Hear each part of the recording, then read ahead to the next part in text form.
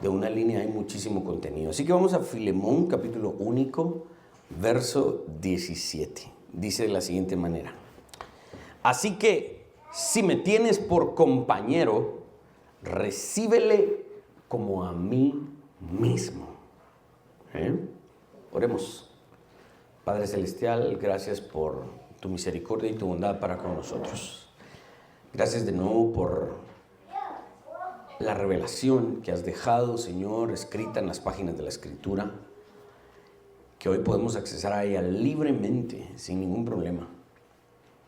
Hoy no nos impide nada más que nosotros mismos, a veces nuestra indisciplina y negligencia, nuestra falta de amor por este milagro de la revelación. Te pedimos que en esta mañana, en nuestra mente y en nuestro corazón, a pesar de lo que haya sucedido en la semana, a pesar de que tal vez no hayamos sido tan diligentes en la lectura de la Biblia todos los días, te pedimos que esta frase, este verso, pueda enriquecer tanto nuestra mente y nuestro corazón y nos haga, Padre Celestial, creyentes de acuerdo a lo que tú nos demandas. Ten misericordia de mí como el expositor, a pesar de todas mis imperfecciones, a pesar de muchas cosas que todavía me faltan. Yo te ruego, Señor, que me permitas edificar a mis hermanos por medio de la exposición de esto y a mí aprender aún más, siendo yo el primero, el que aprende de todo esto. En el nombre de Cristo Jesús. Amén y amén. La petición de Pablo ha sido dura. Filemón era un ladrón. Era no solamente un ladrón, sino que el domingo pasado estuvimos exponiendo, era un hombre traicionero, previo a venir a Cristo. Dramáticamente, en alguna medida, puse el contexto de lo que significaba traicionar a un amo en el primer siglo. La pena civil era algo muy alto en cuanto a pagar. Pero Pablo nos está enseñando aquí que la gracia y el evangelio eran más poderosos que cualquier venganza o cualquier forma de resolución de este conflicto. Pablo ha pedido ya lo más complicado, pero aquí agrega una cuestión tal vez un tanto más difícil de entender. Entonces le dice a Filemón, bueno, te pido que lo perdones y todo lo demás, lo liberes, que no lo recibas ya como un esclavo, sino que recibe a este Onésimo como un hermano amado. Y más que eso, Filemón, si tú me tienes por compañero, si de verdad somos socios en el reino de Dios, si de verdad somos hermanos en el reino de Dios, cuando este Filemón llegue, recíbelo como si fuera yo. Esto es una petición aún más grande y más profunda de lo que cualquier persona hubiera pedido en ese contexto. Cualquier persona hubiese dicho, bueno, perdonale la deuda pues, pero volverle a dar chance, ahí, mira que lo pones a hacer, que ya no tenga permiso de entrar a la casa, que se quede allá en el granero con los animales, perdonale la vida, pues ha estado así como con una actitud así como despectiva, ¿no? Pero Pablo no está pidiendo eso. Pablo está pidiendo, es como yo. Este Onésimo es como yo ahora. Y es como tú, es un hermano más. Esto solamente es para personas maduras en Cristo. El mundo no puede obrar así. El mundo no puede hacer que la gente obre de esta manera. No hay fuerza tan grande en el interior de las personas que haga perdonar a otros como esto que estamos viendo aquí. El inicio de esta frase nos recuerda una doctrina que muchas veces es muy poco estudiada. Y esa doctrina se conoce como la unión de los creyentes con Cristo. El doctor Tolini nos habló un poco de eso hace un año, de qué significa estar en unión con Cristo, ¿sí? Y aquí Pablo nos está dando un ejemplo claro de las implicaciones de la doctrina de la unidad con Cristo. Cuando Jesucristo salva a un pecador, me salvó a mí y me puso delante del Padre y le dijo: Padre, acabo de salvar a William. Y el Padre sentado en su trono, ok. Cuando el Padre me vio a mí, no vio a William, vio a Cristo en mí. Y por eso su ira no se desató inmediatamente en mi contra, porque no me vio a mí, vio a Cristo en mí. Y por eso es tal mi unión con Cristo que cuando el Padre me ve a mí, mira a su Hijo Jesucristo y no me ve a mí. Esta doctrina de la unión de los creyentes con Cristo nos asegura desde ya y en el día del juicio que cuando el Padre mire a los creyentes no verá sus pecados, ni verá su pasado, ni los verá a ellos, sino que verá a Cristo en ellos. Este es uno de los grandísimos beneficios de la unión de los creyentes con Cristo y es el resultado de una obra que acabamos de recordar en la Santa Cena, ¿no? ¿Se recuerdan? La imputación de la justicia de Cristo en nosotros. Aquel gran intercambio, y cuando Cristo fue a la cruz, nuestros pecados fueron imputados en Él y su justicia fue imputada en nosotros. Ese gran intercambio permite que estemos unidos a Él y que el Padre no nos juzgue. Esto Pablo lo enseña también en 2 Corintios capítulo 5, verso 21, al que no conoció pecado, por nosotros lo hizo pecado, para que nosotros fuésemos hechos justicia de Dios en Él. La carta a Filemón nos está mostrando una aplicación entre hermanos de lo que Cristo ya hizo con los pecadores. La carta a Filemón es una gran aplicación. Voy a tocar 2 puntos en este verso. Número 1, ¿qué significa la palabra compañero? El término que se traduce al español es compañero. Y aquí voy a iniciar haciendo referencia a una situación en la historia de la iglesia, el gran Agustín de Hipona. El gran Agustín de Hipona estaba pastoreando una iglesia cuando de repente, corriendo a su iglesia, llega a refugiarse precisamente un esclavo que estaba huyendo también de su amo porque le había robado y le había hecho un daño. Este obispo, San Agustín de Hipona, ya por el siglo IV, siglo V, principios del siglo V también, era una de las figuras de mayor autoridad moral y teológica para su época. Y cuando ve a este esclavo huyendo de su amo, se compadece de él. Y curiosamente, Agustín conocía a este hombre, al amo de este esclavo. El amo de este esclavo se llamaba Eunodio. Solo nombres, ¿no? Bien chileros. Ahí ahorita acaba de nacer Gonzalo, el hijo de Diego y de Scarlett, ¿verdad? Gracias a Dios. Ahí qué hermoso niño ya nació. Yo les quería proponer eso, Gonzalo Eunodio, pero no me hicieron caso. Y Agustín de Hipona le escribe una carta a Eunodio porque inmediatamente Agustín identifica la misma situación que estaba sucediendo en la carta de Pablo a Filemón y hace que este esclavo fugitivo porte la carta pidiéndole a Eunodio que le perdone. Al igual que Pablo, Agustín no tenía la autoridad para obligar a Eunodio. Algunos creen en esta escena de la historia de la iglesia que ese esclavo también se llamaba Onésimo. Algunos creen, ¿verdad? La carta es de verdad la carta está escondida en una serie de libros de Agustín de Hipona y han habido diferentes personas que han recopilado los escritos de Agustín de Hipona. En cierta recopilación esta carta aparece como la número 246, en otra recopilación esta aparece como la carta 10A o cosas por el estilo, ¿no? Entonces hay algunos detalles tal vez un tanto debatibles ahí, pero algunos creen que incluso este esclavo se llamaba Onésimo en la escena con Agustín de Hipona. Y aunque en esta carta Agustín tampoco está demandando que se le perdone a este esclavo como una orden, Más bien esta carta era una súplica, recordándole a Eunodio la piedad que se esperaba de un cristiano.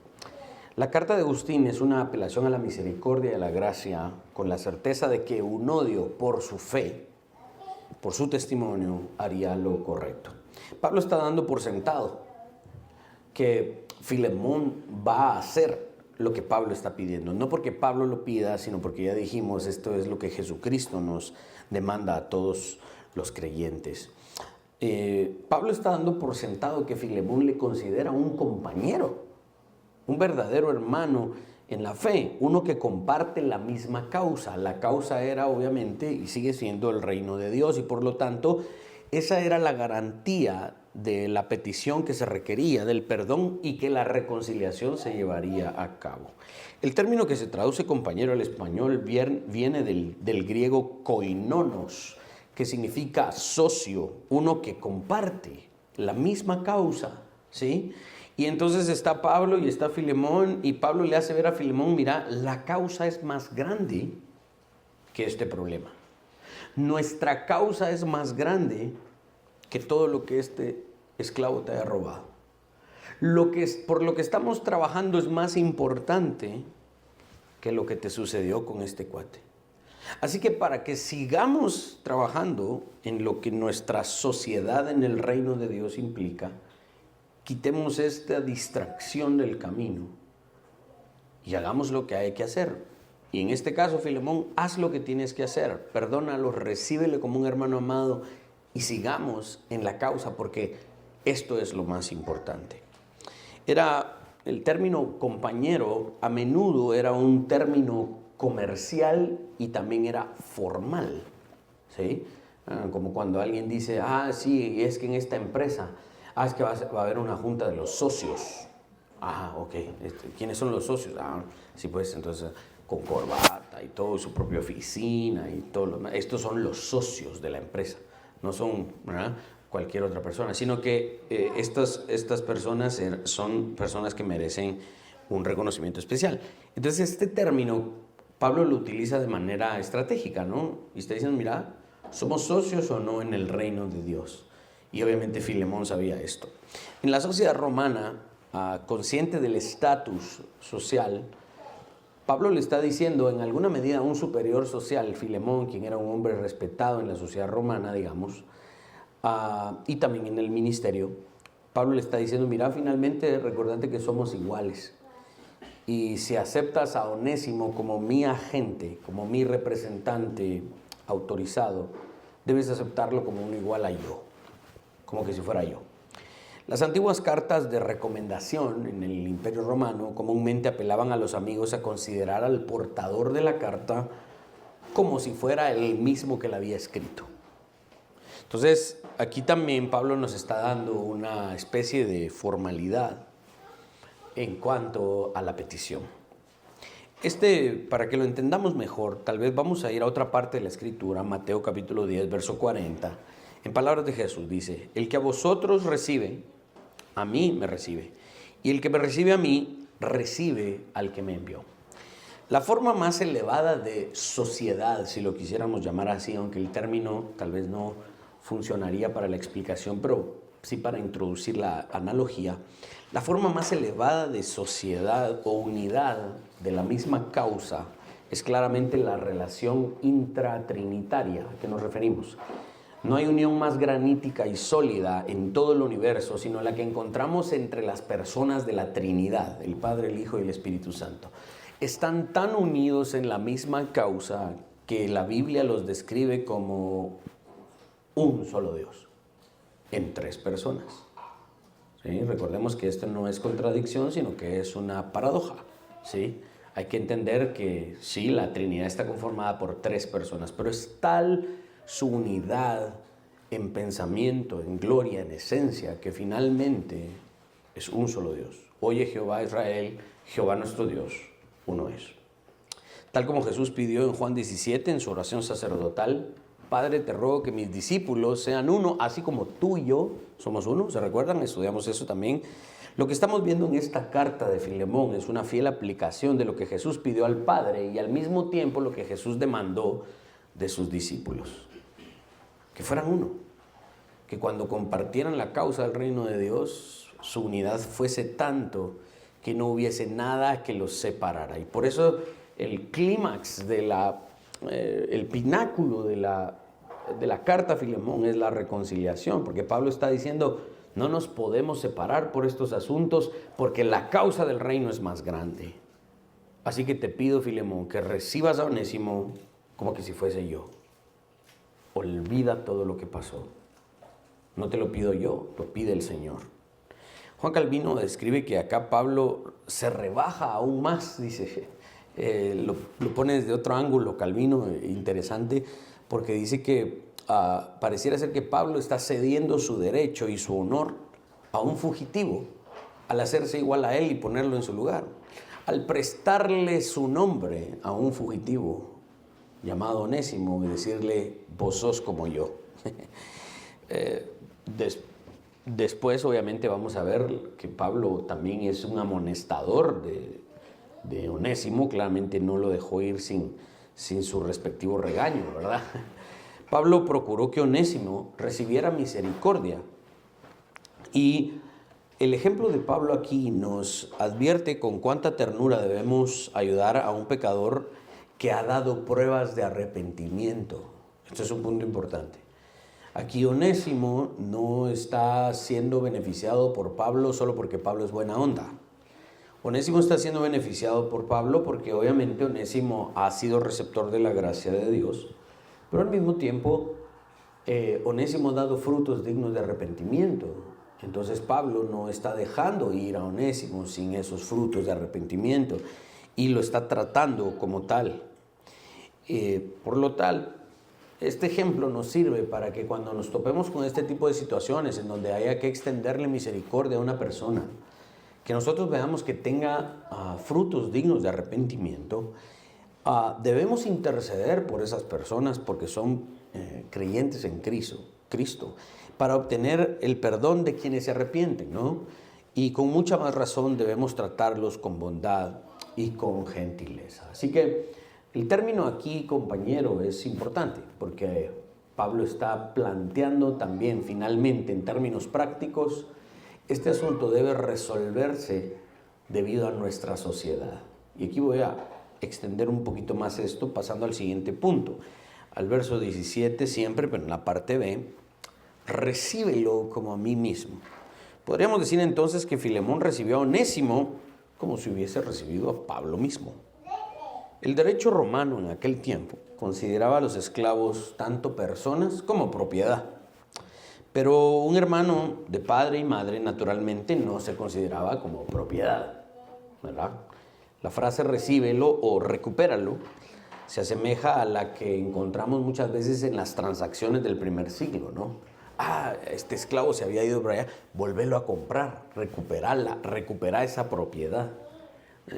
Aquí pareciera ser que eso indicaría, pero aquí realmente no se trata de una transacción de la vida humana para tenerla como propiedad, en la que Filemón recibiría a Onésimo como un esclavo más, sino como dándole la bienvenida entonces ahora a Onésimo como un miembro de la familia. Ahora dense cuenta, Onésimo era un esclavo, un empleado, ya planteamos el contexto de que este era un servidor por contrato, pero finalmente pues estaba atado a su servicio. Huye por la maldad que le hace a Filemón y ahora hay que recuperarlo, hay que recibirlo, pero no en sus mismas condiciones, sino como un miembro de la familia. Entonces, Onésimo está recibiendo una posición que no merece, exactamente ilustrando lo que pasó con nosotros en nuestra salvación. En el Antiguo Testamento podemos ver, por ejemplo, estas historias. Una de ellas podría ser la historia de Abraham cuando estaba buscando esposa para Isaac. Y dice, ve a mi tierra, le dice a su siervo Eleazar, ve a mi tierra a buscar esposa para mi hijo, ¿sí? Y lleva precedentes y lleva esto y lo otro, y busca una mujer y todo lo demás. Eleazar se va y allá en aquella tierra reciben a Eleazar como que se hubiesen recibido a Abraham. Le dan el mismo honor, ¿no? Aquellos parientes reciben a Eleazar como que Abraham hubiese llegado y no le niegan a la doncella. Esto es lo que sucede hoy, por ejemplo, en las relaciones diplomáticas modernas. El presidente de un país no puede estar en relación constante con todos los países con los que tiene alianza. Entonces, si el presidente de Guatemala tiene diferentes alianzas con otros países y él no puede estar al mismo tiempo en todos esos países, ¿qué pone? Pone embajadas. Y en esas embajadas hay un embajador. Y ese embajador o un cuerpo diplomático está en esa nación representando al presidente de Guatemala. Y cada vez que ese embajador de Guatemala en X país, pónganle allá en Ecuador, ¿no? La embajada de Guatemala en Ecuador, viene el embajador y pide una cita al presidente de Ecuador. El presidente de Ecuador, se supone, le recibe como que estuviese recibiendo al presidente de Guatemala, ¿sí? Esta es la dinámica de las embajadas o de las relaciones diplomáticas modernas. Esto que estamos viendo acá, con esta frase, recíbele como a mí mismo, es porque Onésimo se ha convertido en un embajador.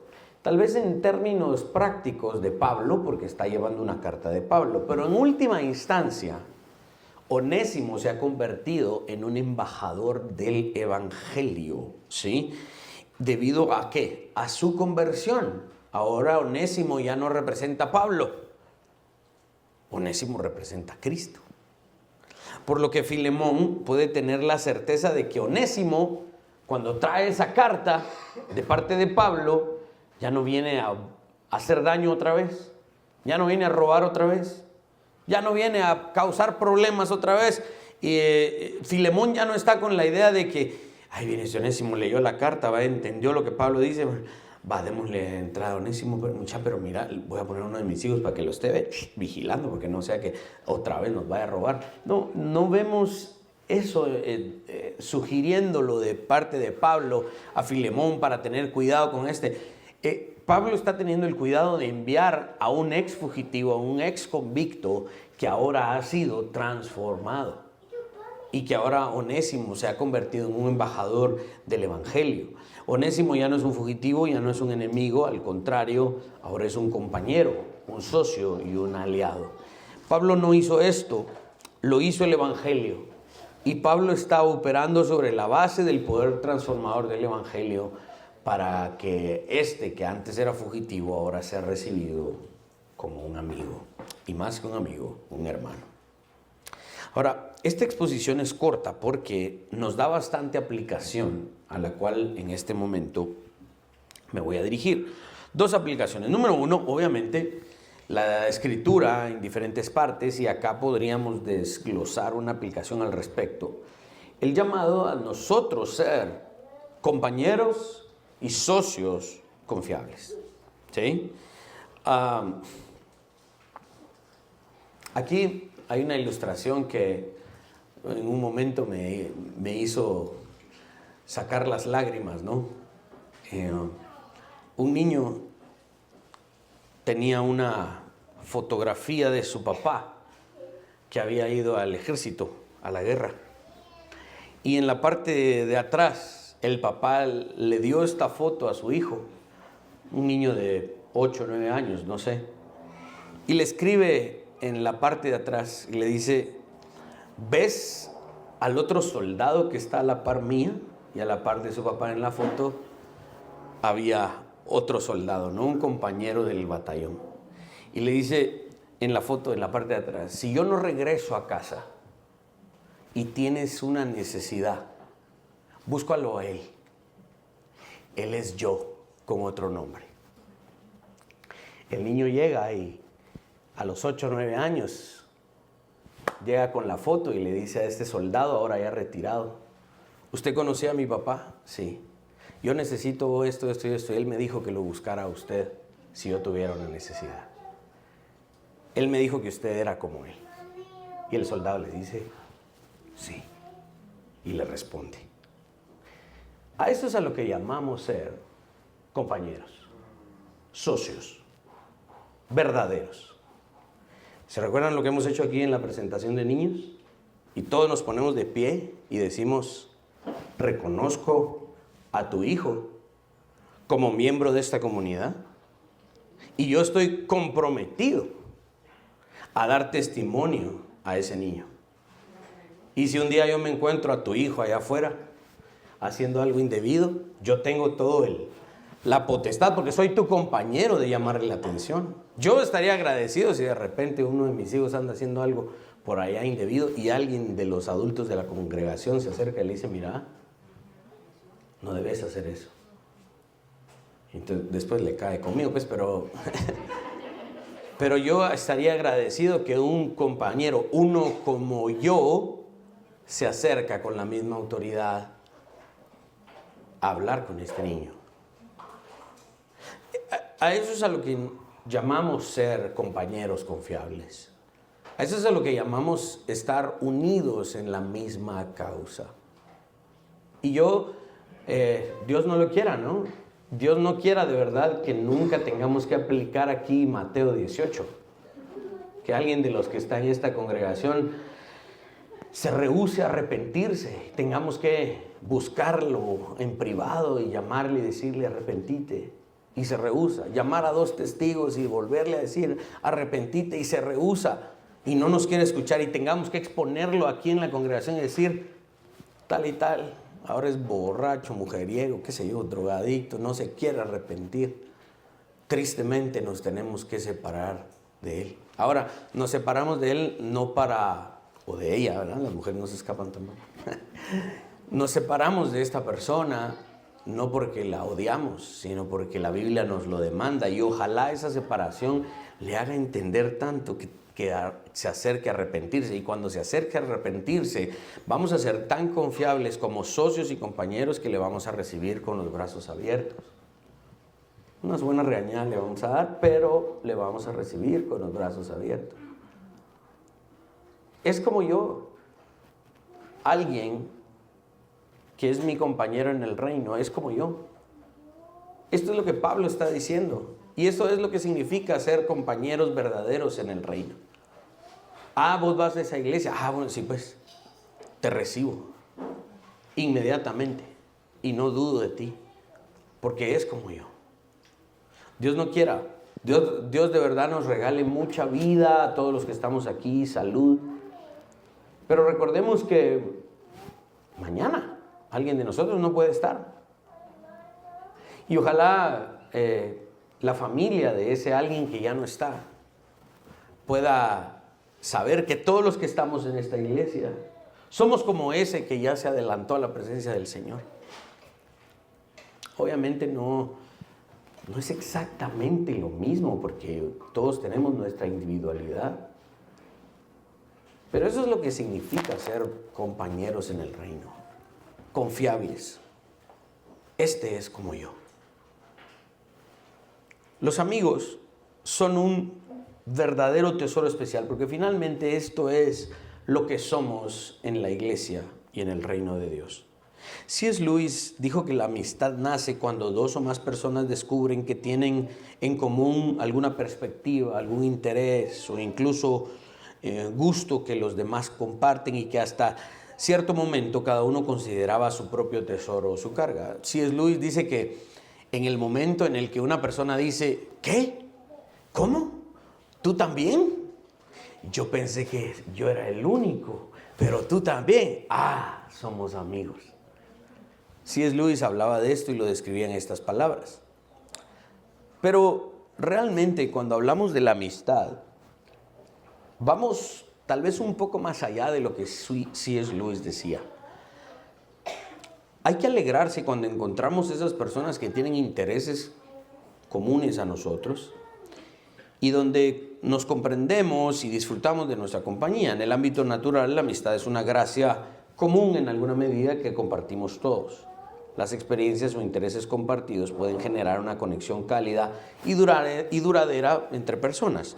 Pero los cristianos, cuando tienen una amistad con otro cristiano, ojo con esto, estamos hablando del compañerismo, de la amistad. Cuando tenemos amistad con otros creyentes, no solo tenemos intereses en común. Vean el principio importante. Tenemos a alguien en común. Y ese alguien es Jesucristo. Entonces, por ejemplo, yo pongo muchas veces este ejemplo cuando fui a visitar Manila, Filipinas. Si usted me pregunta, ¿yo tengo los mismos intereses que esa gente? No. La comida me decepcionó. No, yo ni una semana ya estaba enfermo del estómago. Y eso que mi estómago es fuerte. Yo no tengo muchos intereses en común con esa gente. Su forma de ser. Cuando predican, ¿verdad? Están predicando en inglés y les entiende uno. Su inglés es bastante, la pronunciación es bastante americana, digamos, entonces se entiende bastante bien el inglés que hablan. Pero de repente cambian a tagalo y de repente empiezan otra vez a predicar en inglés. Y cuando hablan en tagalo, yo aprendí después de que ellos, cuando quieren contar una anécdota chistosa, algo así, cambian al idioma tagalo. Entonces todos empiezan a reír y uno se queda así. Entonces, si ustedes me preguntan, ¿hay cosas en las que yo tendría en común con ellos? No. Tal vez muy pocas. Pero sí tengo a alguien en común. Y estaba en una reunión como de 5,000 jóvenes, que estaba ahí en una universidad. Y tomaron como media hora para servirnos a todos Santa Cena, ¿verdad? Porque éramos 5,000 personas ahí. Y yo tomé el jugo de uva y el pan y dije, lo comparto con esta gente porque esto es lo que tenemos en común, a una persona, a Jesucristo. No sé si sería yo capaz de compartir muchos de esos intereses que ellos tienen, pero la amistad no se basa muchas veces en esos intereses. Y esto nos ayuda a entender precisamente nuestra dinámica en esta congregación, mis hermanos, ¿sabe? Sí, somos distintos en cierta medida, ¿no? ¿Verdad? Y hay cosas que no compartimos en cuanto a los mismos intereses, pero sí tenemos a alguien. Podemos ser amigos de personas no creyentes en el sentido que lo describe C.S. Lewis, sí. Podríamos tener intereses en común con personas no creyentes, y esa amistad con personas no creyentes siempre tiene que tener un fin, ¿no? El fin de la evangelización, y no solamente el compartir con ellos, sino que nuestra amistad con los no creyentes tiene que ir siempre conectada al fin de la evangelización. Los cristianos, entonces, tenemos a una persona en común. Nuestra amistad es con Jesús, y esa amistad y esa conexión con Jesús nos proporciona la base para una amistad verdadera. Jesús dijo en Juan capítulo 15, verso 15, ya no os llamaré siervos, porque el siervo no sabe lo que hace su Señor, pero os he llamado amigos, porque todas las cosas que oí de mi Padre os las he dado a conocer. ¿Y ya se dan cuenta que esto es lo que está haciendo Pablo? Pablo le está pidiendo a Filemón, mira, Onésimo ya no es nuestro siervo, ya no es tu siervo, es nuestro amigo, es igual a nosotros. La amistad cristiana se cultiva cuando dos personas comparten como su experiencia común de Cristo se manifiesta en la experiencia normal de la vida del creyente. Los creyentes saben que son amigos de Cristo porque Él murió por ellos. La amistad se desarrolla cuando se comparten cómo Dios se reveló a cada uno de ellos. Saben que Jesús dice que son sus amigos si le obedecen. Nuestros verdaderos amigos obedecen a Cristo y nosotros también. La amistad se profundiza cuando se comparte con seguridad dónde podrían recibir ánimo para seguir a Cristo. Los corazones de los cristianos se estrechan al aprender la historia de la gracia de Dios. Estos elementos de salvación son los que nos permiten construir verdaderas amistades entre los creyentes. La amistad cristiana generalmente requiere de una iniciativa especial. A veces los cristianos se sienten solos en el cuerpo de Cristo porque no han tomado la iniciativa de abrir sus corazones a compartir su experiencia con otros creyentes en Cristo. Con mucha frecuencia nuestra conversación entre los creyentes no va más allá de noticias, trabajo, recreación, asuntos de salud, en esta época, ¿no? todos nos estamos enfermando, ¿verdad? La familia, los niños, los problemas. Pareciera ser que nuestras conversaciones sí tienen varios espectros de alcance en los asuntos muy superficiales y normales de la vida. Incluso cuando hablamos de teología o de la Biblia y nos ponemos a hablar de cosas, mira, yo tengo una duda sobre esto y lo otro, a medida no reflexionamos tan abiertamente sobre cómo experimentamos esas verdades en nuestra vida, sino que pareciera ser solo una resolución de dudas mentales. Pero no tiene que ser así. Cuando algunos amigos de Jesús comenzaron a compartir su experiencia de Cristo honestamente con otros cristianos, la cultura de la comunión cambió, y eso es exactamente lo que nosotros debemos buscar. La calidez y la profundidad de la amistad cristiana comienza a cobrar protagonismo. Los resultados son maravillosos y también son vivificantes. Mis hermanos, esto lo tratamos en una de las reuniones que tuvimos con las chicas, ¿verdad? Las jóvenes que están aquí en la congregación comiendo pizza y haciendo unos juegos ahí una vez. Finalmente hablábamos de que sí, que las amistades que tenemos en el colegio, las amistades que tenemos en la U, ¿no? Pero finalmente decíamos, nuestra verdadera amistad es en la iglesia. Nuestro verdadero compañerismo es en la iglesia. Y el reto es finalmente ser esos compañeros totalmente confiables. Que los hermanos de la iglesia nos llamen, nos pidan, nos busquen y sepan con certeza que nosotros vamos a responder porque somos confiables. Este es el tipo de amistad íntima que Pablo y Filemón compartían, un perfecto ejemplo del tipo de amistad que debiésemos compartir nosotros con los demás hermanos de la fe. Y la segunda aplicación a la que quiero llegar es que finalmente debemos ser embajadores de Cristo. Cuando Pablo envía la carta a Filemón por medio de Onésimo, este ahora es un embajador no de Pablo, sino de Cristo, como ya dijimos. Tal como lo describe la frase, recíbelo como a mí mismo. Implica una labor de embajador, ¿sí? Jesús tomó a sus discípulos, ¿se recuerdan? A los 11 finalmente, porque Judas estaba chueco antes de la fundación del mundo. Pero tomó a los 11 y los convirtió de sus discípulos en apóstoles. A veces utilizamos ese término como un sinónimo, pero sí tiene cierta diferencia. Un discípulo es un seguidor, un aprendiz. Pero una vez el aprendiz ha madurado y ha aprendido del maestro, y el maestro marca esa diferencia, ahora y dejas de ser un seguidor, yo me voy y tú continúas y es tu responsabilidad. Estos discípulos ahora se convirtieron en apóstoles. Estos apóstoles, el término en griego es apóstolos, que significa un enviado, un representante, ¿sí?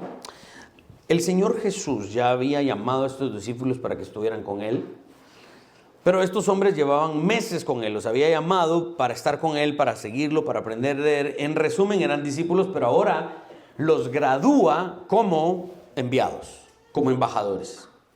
Observemos algunas cosas. La primera y muy importante a la que dirigimos nuestra atención es que Jesús hizo apóstoles entonces a sus discípulos. Fueron aquellos que habían sido seguidores, colaboradores cercanos, y ahora estos embajadores iban a ser enviados a donde Jesús posteriormente iba a llegar. La escena de Mateo 10 y otros pasajes de los evangelios en donde Jesús les dice, vayan a las aldeas de Israel, a donde yo posteriormente voy a ir. A estos discípulos que lo habían seguido, los envió al mundo posteriormente como mensajeros. Hizo que sus discípulos fueran apóstoles, y la palabra simplemente significa, como ya dijimos, un representante, un enviado, alguien enviado como un representante oficial, ¿sí? En el término de la cultura romana se utilizaba eso. El César tenía apóstoles en el sentido de que enviaba a sus representantes a los lugares donde había conquistado su ejército para empezar a establecer la cultura romana allí. Y posteriormente el César llegaba a tomar posesión total. A los discípulos los envía en una gira evangelística, y ser apóstol es simplemente ser un representante, un heraldo, un mensajero. El Señor Jesús los comisiona para ir a ovejas perdidas de Israel primero y posteriormente al mundo, ¿no? Debían ir a los pueblos de Galilea y posteriormente al mundo para traer el mensaje de salvación primero al pueblo judío y luego a los gentiles. Solo en el tiempo de Pentecostés y después de la ascensión de Cristo Estos hombres serían comisionados para salir al mundo. Hay, por supuesto, un anuncio de esa misión, porque todos, menos uno, como ya dijimos, de estos hombres serían precisamente aquellos que el Señor comisiona como sus apóstoles, sobre los cuales finalmente se construiría el fundamento de toda la doctrina del Nuevo Testamento. El mundo necesita escuchar el mensaje que solo la iglesia puede dar. Y por lo tanto, la iglesia está llena y está conformada por gente que ha sido enviada. Nosotros, en alguna medida, de manera muy práctica, todos los que estamos aquí, al igual que Onésimo, fuimos enviados. Y ahorita que terminamos de graduar algunas personas del Ministerio de Educación ahí en Escuintla, 25 años después yo me encontré en ese grupo de los que se estaban graduando a un señor que yo conocía cuando yo era adolescente. Yo jugaba fútbol con él allá en la colonia. Él ya era adulto, tenía sus hijas y todo lo demás. Íbamos a la misma iglesia y 25 años después me encuentra y me dice: ¿qué tal vos? ¿Y vos qué estás haciendo aquí, va? Y Eddie me presenta: es que yo soy el conferencista. Y se agarra la cabeza: vos, me dice, ¿verdad? ¿Cómo es esto posible, no? Y este es un punto importante porque nadie cree que muchas veces no llenamos ese perfil de ser los representantes autorizados para ir y llevar el mensaje.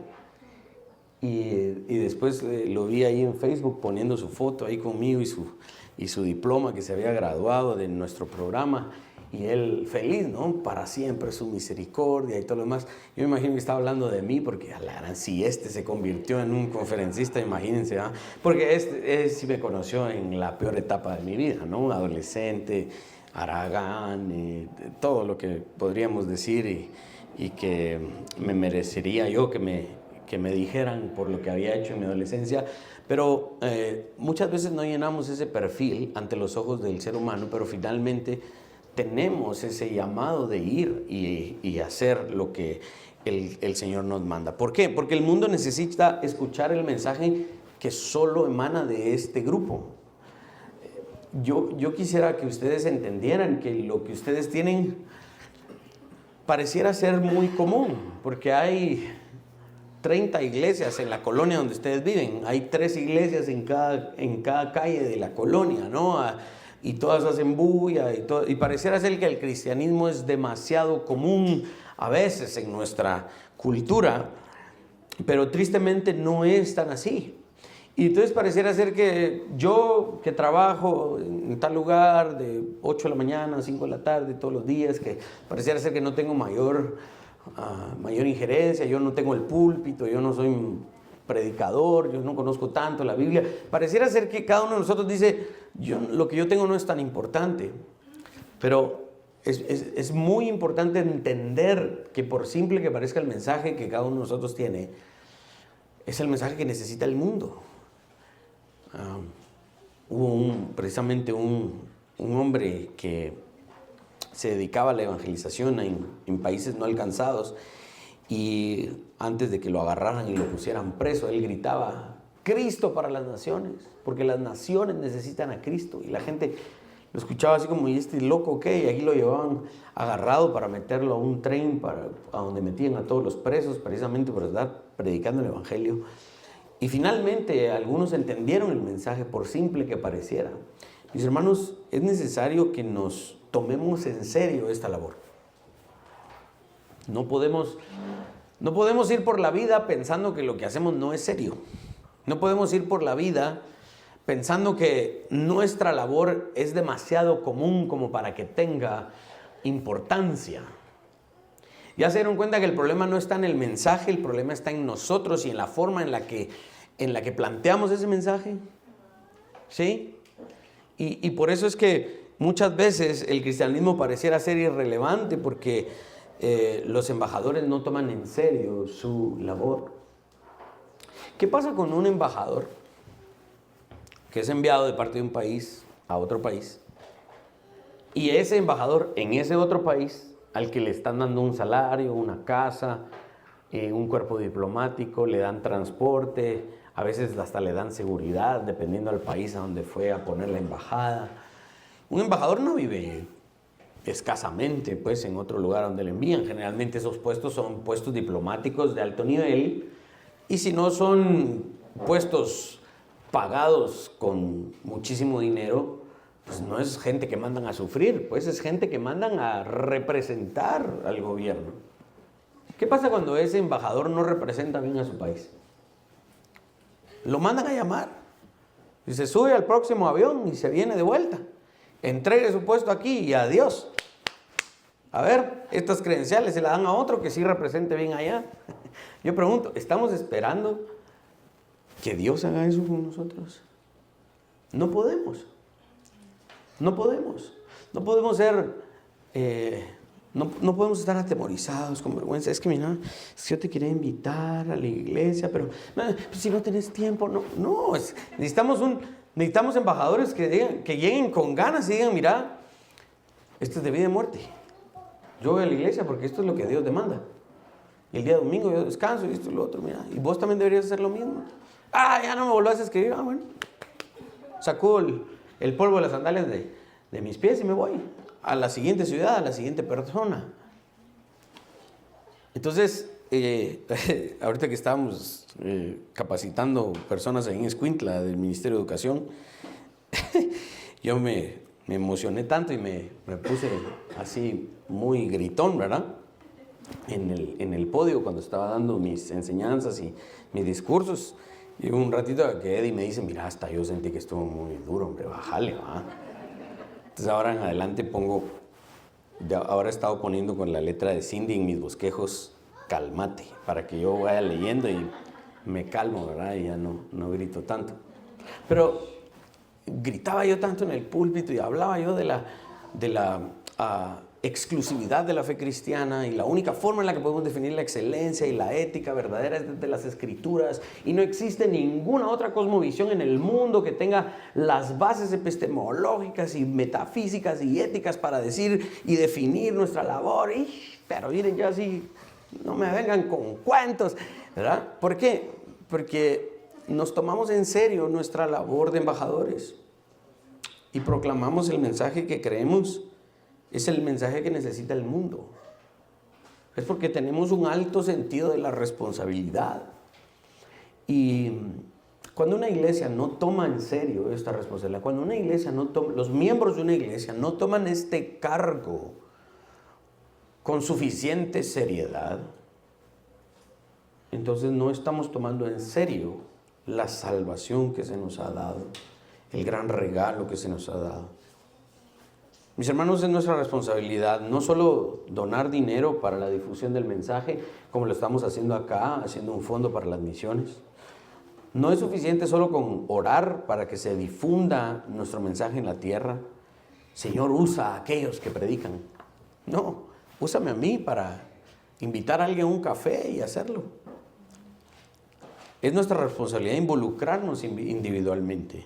Esto puede no significar hacer lo mismo que todos. No todos tenemos la misma facilidad de exposición o de palabras, no todos tenemos tal vez el mismo manejo de la escritura, no todos podríamos responder a todas las preguntas que nos hagan, pero eso no significa que no puedo compartir un café con un vecino que se atraviesa en mi camino y tiene problemas matrimoniales. No significa que yo no pueda ayudarle y ofrecerle un consejo, fortalecerles, o puedas mantenerme firme en mi trabajo y dar testimonio de lo que yo soy, de lo que el Evangelio ha hecho en mi vida. Esto no me cohíbe de poder hablar con un amigo cuya vida se está desmoronando y claramente necesita que yo por lo menos le invite a la iglesia, hombre, le diga, mira, yo tal vez no tengo mucho para decirte, pero vamos a la iglesia, hombre, el pastor más de algo te va a caer ahí, hombre, anda, séntate, ¿qué te cuesta? ¿Qué te vas a quedar viendo tele 2 horas el domingo? No, hombre, mejor anda a invertirlas aquí, tal vez yo no te lo puedo dar, pero más de algo te cae el domingo, hombre.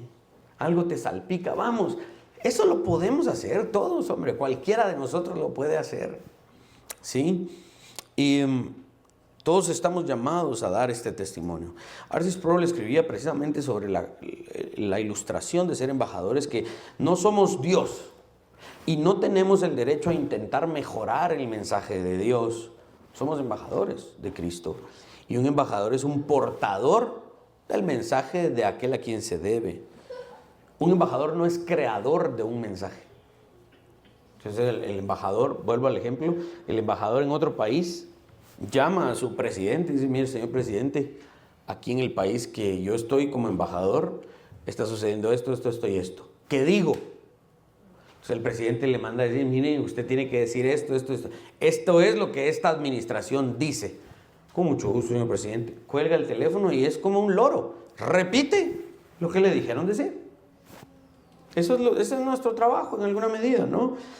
Por lo tanto, insistimos e imploramos a los cristianos a que se esfuercen por hablar, que se esfuercen por abrir la boca, que se esfuercen por realmente hacer la cita para hablar con alguien, aconsejar de acuerdo a la sabiduría de Dios, para que estas personas puedan ver en nosotros el reflejo de la mente de Cristo y no de la comunidad secular en la que hoy vivimos. Miren todo lo que pudimos aprender solo de una frase de la carta a Filemón.